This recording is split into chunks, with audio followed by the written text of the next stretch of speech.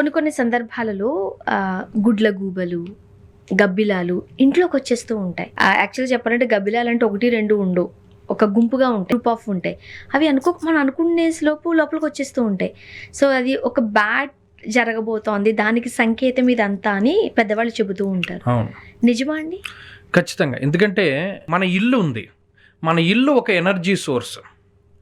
ఆ energy source దేన్ని ఆకర్షిస్తోంది? డబ్బును ఆకర్షిస్తే అందులో ఉన్న వాడికి డబ్బు వస్తుంది. బాధని ఆకర్షిస్తే అందులో ఉన్న వాళ్ళకి బాధ వస్తుంది. బూత్ బంగళా అంటారు. అంటే ఏంటి? అనీవెన్గా కన్స్ట్రక్ట్ అయి ఉన్నటువంటి హౌస్. గాలి ఎప్పుడూ కూడా మనకి నైరుతి నుండి ఈశాన్యానికి వెళ్తుంది. ఈ వెళ్ళే క్రమంలో ఎలా మలుపు తిరుగుతుందో దానికి సంబంధించినటువంటి సౌండ్స్ వస్తూ ఉంటాయి.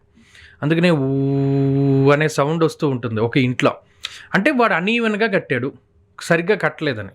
అలాగే ఇప్పుడు ఎవరైనా ఉన్న ఇంట్లో గబ్బిలాలు వచ్చాయి. గబ్బిలాలు అంటే ఏంటి? అవి ఎక్కడికి చేరుతాయి?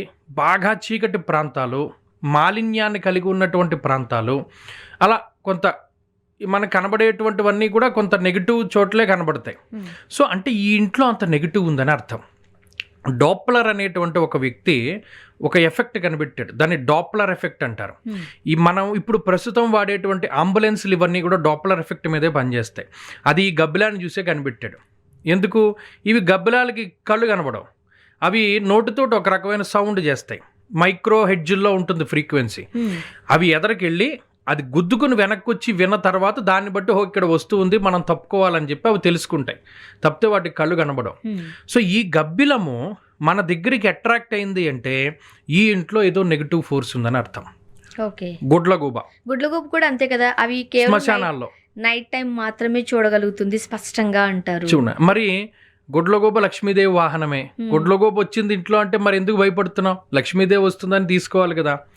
అంటే సైంటిఫికల్గా చూడండి, ప్రతిదినం గుడ్లగూబలు ఎక్కడికి చేరుతాయి? కళేబరాలు ఉన్నటువంటి ప్రాంతము, ఎలుకలు ఎక్కువగా ఉన్నటువంటి ప్రాంతము, ఏదైనా కొంత సహజంగా లేకుండా మాలిన్యం ఎక్కువగా ఉండేటువంటి ప్రాంతంలోకి వెళుతాయి. అంటే మన ఇల్లు అలా ఉందని అర్థం. అలాగే చాలా రకాలుగా మనకి వాస్తుశాస్త్రాల్లో కొన్ని అట్రాక్ట్ అవుతున్నాయంటే చుట్టూ పైన ఏ గబ్బిలం తిరిగినా, గ్రద్ద తిరిగినా, రాబందులు తిరిగినా అవన్నీ నెగిటివ్ సంకేతాలు కదా. అంటే వీటన్నిటిని ఏది ఆకర్షిస్తోంది? మన ఇల్లు.